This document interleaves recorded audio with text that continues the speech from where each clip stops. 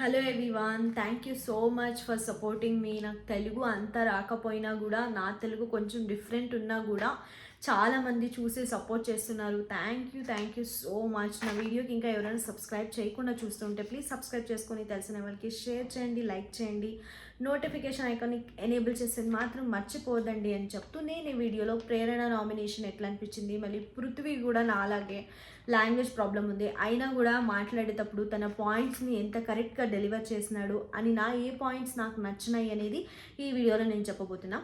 ఇంకా ప్రేరణ అయితే నిఖిల్ని నామినేషన్ చేస్తూ చెప్తుంది, యాక్చువల్లీ నువ్వు నీ క్లాన్కి కుకింగ్ అని రెస్పాన్సిబిలిటీ ఇచ్చినప్పుడు కుకింగ్ మీరు చేయకుండా వేరే వాళ్ళ క్లాన్తో ఎందుకు చేయించినారు అని అడుగుతుంది, which is a good question. But వాళ్ళకి ఏది ఆప్షన్ లేకుండా ఉండే, ఎందుకంటే బేబక్క రెస్పాన్సిబిలిటీ తీసుకున్నప్పుడు సరే నాకు రెడీ అయ్యడానికి టైం లేదు అని చెప్పేసి హాఫ్ వేలో వెళ్ళిపోయిందంట. సో సీత దాన్ని అండర్స్టాండ్ చేసుకొని పోయి కుకింగ్ చేసి కంప్లీట్ చేసిందంట.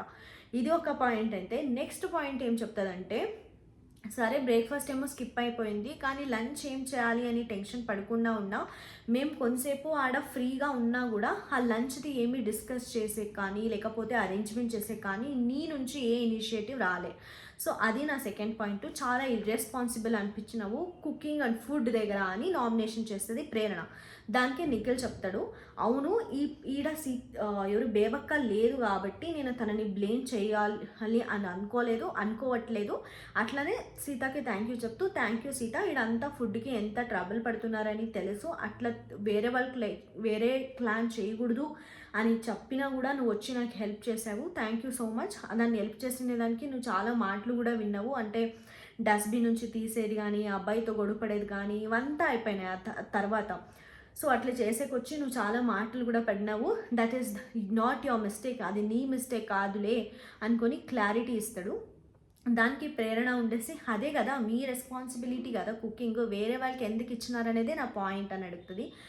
అప్పుడు నిఖిల్ ఉండేసి, బ్రేక్ఫాస్ట్ చేయాలి అనుకున్నప్పుడు ఆడ మాకు టైం దొరకలే, మళ్ళీ లంచ్ కూడా ప్రిపేర్ చేసుకునేదానికి మేము టీవీ ముందర ఉన్నాం కాబట్టి మాకు ఇంకా ఎక్స్ట్రా టైం కానీ ప్లానింగ్ కానీ మాకు తట్టలే అని చెప్తాడు. మరి ఇదే మళ్ళీ నేను కుకింగ్ రెస్పాన్సిబిలిటీ నేను స్టార్టింగ్ వీక్ కూడా నేనే తీసుకొని కదా, సో అప్పుడేమన్నా ఇట్లా కంప్లైంట్స్ వచ్చినాయా అని నిఖిల్ అడిగినప్పుడు ప్రేరణ ఉండేసి, అవును నువ్వు క్లీన్గానే నడిపించినావు కానీ ఇప్పుడు నాకు చెప్పేకి పాయింట్ అది తప్ప ఇంకేది లేదు అని చెప్తుంది.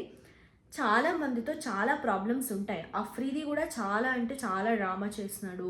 అంతేకాకుండా సీత నామినేషన్ చేసింది కానీ ఇంకా వేరే వాళ్ళతో కూడా చాలా చాలా పాయింట్స్ ఉన్నాయి కానీ దాన్ని చెప్పలేకపోతుంది, ఎందుకంటే వాళ్ళందరూ ఫ్రెండ్స్ కాబట్టి ఎవరికి ప్రేరణకి. సో ఇట్లా నిఖిల్ కూడా ఫ్రెండే కానీ వీళ్ళు గ్రూపిజంగా ఆడట్లేదని ప్రూవ్ చేసుకోనికి ఏమైనా ట్రై చేస్తున్నారా ప్రేరణ మళ్ళీ యష్మి అని నాకు అనిపిస్తుంది. చూడాలి ఎట్లా వరకు నిజమవుతుందా అని, ఎందుకంటే వాళ్ళిద్దరూ నామినేషన్ స్టార్ట్ అయ్యి ముందరే మాట్లాడతాడనమాట. యష్మిని అడిగితే, నాకు విష్ణుప్రియాని మళ్ళీ ఎవరిని నిఖిల్ని నయనికని నామినేషన్ చేయాలని ఉంది, బట్ ఇద్దరినే చేయగలుగుతా కదా ఏం చేసేది అని అడుగుతూ ఉండే యష్మి. ఏ నోర్లో అడిగిందో ఏందో, సూపర్ పవర్. యష్మి కూడా నామినేషన్ ఇది విష్ణుప్రియ కూడా నామినేషన్, నిఖిల్ నయనిక ముగ్గురు కూడా నామినేషన్లో ఉన్నారు.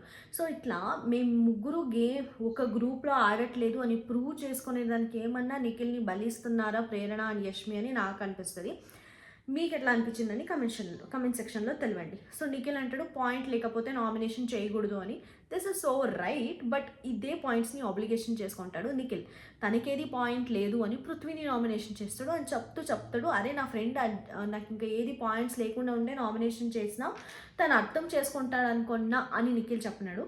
సో దీనికి ప్రేరణ చేసిన దానికి రైటే, ఇంకా నిఖిల్కి అస్సలు జాలి చూపించకూడదు అని అనిపించింది నాకు నామినేషన్ అంతా అయిపోయినాక.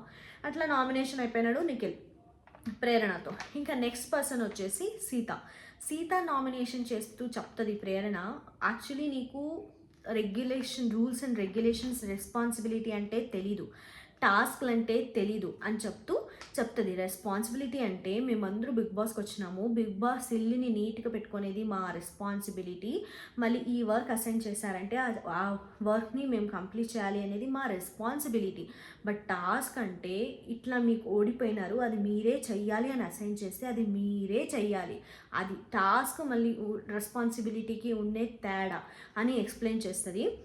అంతేకాకుండా నువ్వు ఏదో ఫస్ట్ వీక్లో ఫస్ట్ డేలో ఈగో అని తెచ్చినదాన్ని ఇంతవరకు డ్రాగ్ చేస్తున్నావు, అది కూడా నాకు నచ్చలే అని 2 పాయింట్స్ సీత మీద వదులుతుంది అనమాట.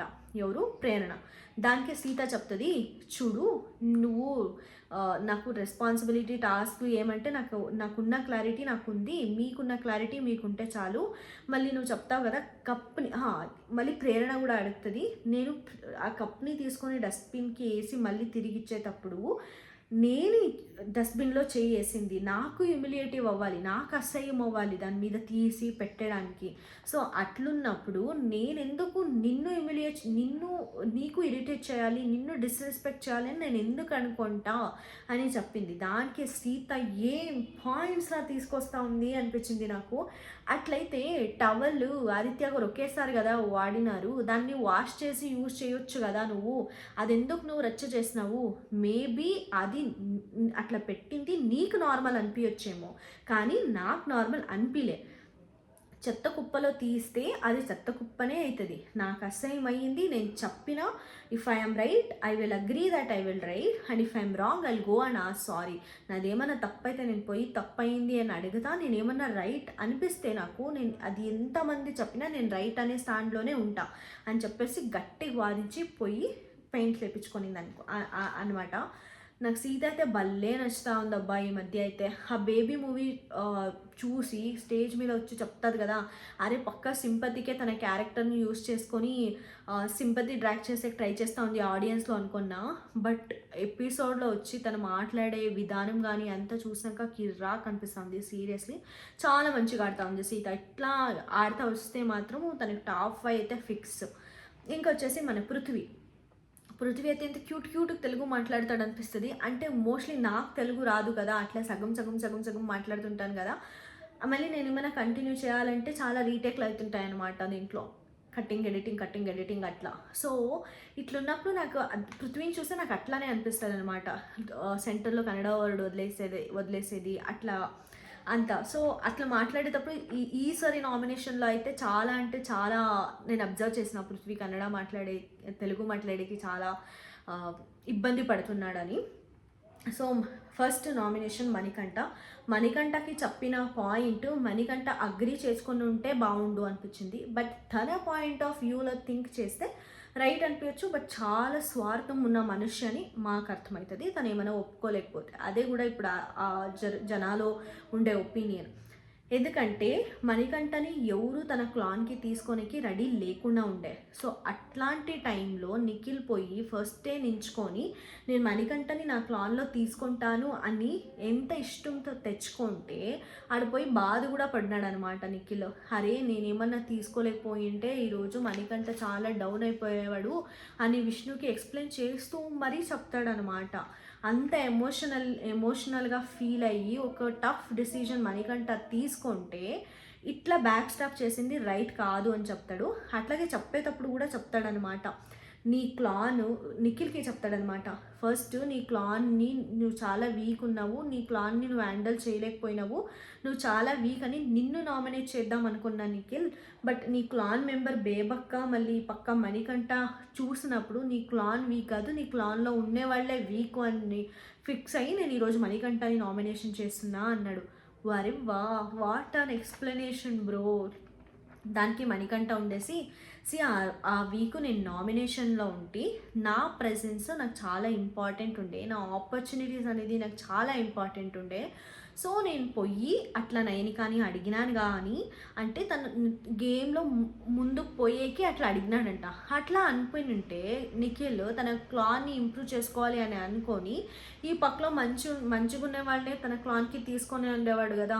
ఎగ్జాంపుల్ ఇప్పుడు విష్ణుప్రియ అయితే రెడ్డిగా ఉండే నిఖిల్ దానికి పోయేకి. ఎందుకంటే వాళ్ళు బయట కూడా అంత మంచి షోస్ చేసినారు, వాళ్ళకి అండర్స్టాండింగ్ అయితే ఇంకా చాలా బాగుంటుంది. సో అట్లా వీళ్ళంతా నిఖిల్ తీసుకోండొచ్చు కదా, ఎందుకు తీసుకోలే? ఎందుకంటే ఒక హ్యూమన్గా థింక్ చేస్తాడు కాబట్టి నిఖిల్ ఆడ మణికంఠని చూస్ చేసుకున్నాడు. ఏమి తర్వాత ఇదంతా అయిపోయింది, సర్లే సోది అనేసి ఆపేసినారు.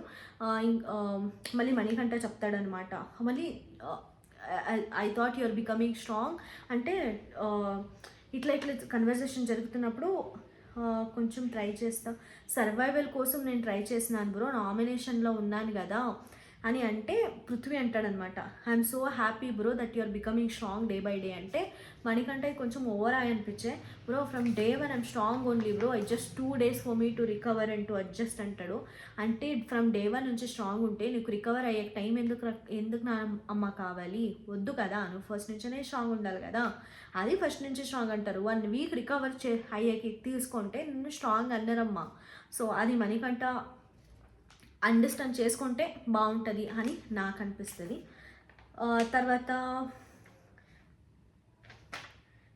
తర్వాత పృథ్వీ ఉండేసి నయనిక నామినేషన్ చేస్తారనమాట. నయనికాని నామినేషన్ చేసేటప్పుడు పృథ్వీ ఆర్గ్యూ చేసిన వే అయితే నాకు చాలా అంటే చాలా నచ్చింది.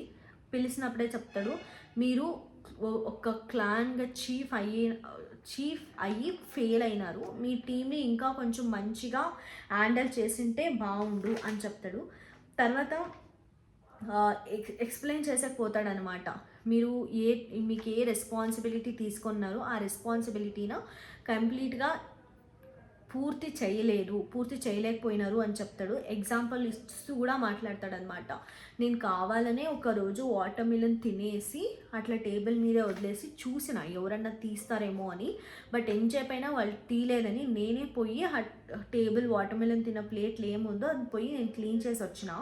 So it just an example, but మీరు చాలాసార్లు రెస్పాన్సిబిలిటీని తీసుకోలేదు అన్నప్పుడు నయనిక ఏమంటుందంటే, నేనే మా క్లాన్కి చెప్పిన ఎక్సెప్ట్ కుకింగ్ అంటే లంచ్, బ్రేక్ఫాస్ట్, డిన్నర్ టైంలో ఏమేమి కుక్ చేస్తారో అవంతా క్లీన్ చేయండి, ఇంకా పర్సనల్ థింగ్స్ వాళ్ళు ఏమన్నా చెప్తే అది మీకే వదిలేస్తా, మీరు ఎప్పుడు చెయ్యాలా వద్దా అనేది మీకే వదిలేస్తా అని నేనే చెప్పింటి.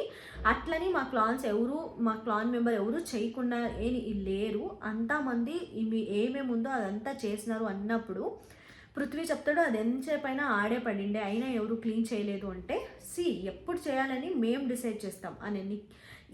ఇది ఒక్కసారి నైనిక లాజిక్ తప్పి మాట్లాడిందేమో అనిపించే, but in their point of view Nainika అలసిపోయింటారు కదా, సో ఆ ఫ్రస్ట్రేషన్తో వాళ్ళు ఏం మాట్లాడుతున్నారు అని తెలియకపోతా ఉంది అని అనిపిస్తూ ఉంది నాకు. సార్ దీనికంతా కొంచెం క్లారిటీ ఇచ్చింటే మంచిగుండు అని అనిపించేది నాకు. సార్ అన్నారు, అరే అది టాస్క్ కదమ్మా, అదే కదా గేము అని అన్నారు, బట్ అంత గేమ్ కాదు కదా, వీళ్ళు ఏమి చెయ్యక్కర్లే అంటే డైలీ ఏమి పనులు ఇస్తారో అది చెయ్యక్కర్లే అనే కదా, వీళ్ళు ఏం చెప్తారో అదంతా చెయ్యండి అని కాదు కదా.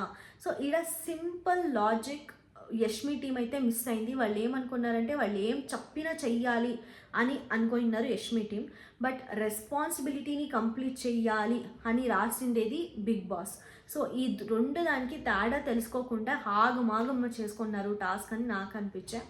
సో దాన్ని నైనిక చెప్పేకి ట్రై చేస్తూ ఉంటే అస్సలు అర్థం చేసుకోలే పృథ్వీ. నైనిక కూడా చెప్తుంది, నేను ఎన్నోసారి నీకు చెప్పినా యు ఆర్ నాట్ సెన్సిబుల్, మళ్ళీ అంటే చాలా నువ్వు డిసిప్లిన్గా ఉండువు అది ఇది అని నేను నీకు డైరెక్ట్గానే చెప్పినా, ఇంకా అంతే నేను ఆర్గ్యూ చేయాలి అని అనుకోవట్లేదు, ఐ ఓన్లీ ఇంతే ఇట్లా చెప్పేసి నో మూడ్ పని చేయాలంటే మాకు అంటే పృథ్వీ చెప్తాడనమాట యష్మికి, సరే చీఫ్ మాకు మూడు ఉన్నప్పుడే పని చేస్తాం లేకపోతే మేము పని చేయం అంటే యష్మి ఓకే ఓకే డన్. సర్కాజంలా యష్మి కింగ్లా మెరుస్తూ ఉంది, ఎప్పుడు తుస్పటాకైనా కిందకు పడిపోతుందా, ఎప్పుడు బిగ్ బాస్ కిందకు పడేస్తారా అని వెయిట్ చేస్తున్నా నేనైతే చూసేదానికి. ఇది నా favourite Prerana and Prithvi nomination. మీకు ఎలా అనిపించింది నా వీడియో అని కమెంట్ సెక్షన్లో చెప్పండి. మీకు ఈ వీడియో నచ్చినట్లయితే ప్లీజ్ డూ సబ్స్క్రైబ్ అండ్ తెలిసిన వాళ్ళకి షేర్ చేయండి అని చెప్తూ నేను ఈ వీడియోని కంప్లీట్ చేస్తున్నాను. Thank you so much.